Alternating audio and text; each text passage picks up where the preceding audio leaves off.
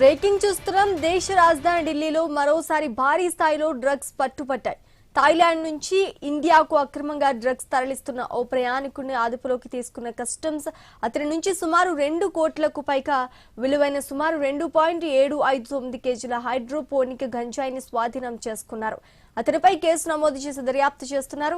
దేశంలో డ్రగ్స్ కట్టడికి ప్రభుత్వం ఎన్ని చర్యలు తీసుకుంటున్నా వినూత్న పద్ధతుల్లో ఊహించని రీతిలో అక్రమార్కుల మాదక ద్రవ్యాలు, మత్తు పదార్థాల స్మగ్లింగ్ ను కొనసాగిస్తూనే ఉన్నారు.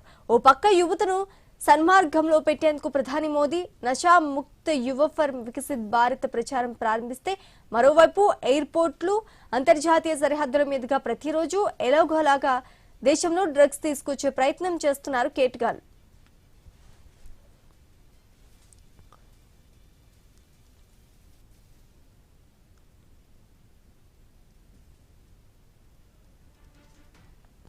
తాజాగా ఢిల్లీలోని ఇందిరాగాంధీ అంతర్జాతీయ విమానాశ్రయంలో మరోసారి అక్రమంగా తరలిస్తున్న డ్రగ్స్ ను కస్టమ్స్ అధికారులు పట్టుకున్నారు.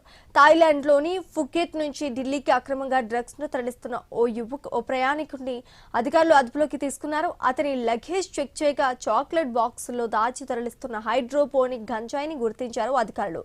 అతడి నుంచి సుమారు 2 కోట్లకు పైగా విలువైన సుమారు 2.759 కేజీల హైడ్రోపోనిక్ గంజాయి కస్టమ్స్ అధికారులు స్వాధీనం చేసుకున్నారు.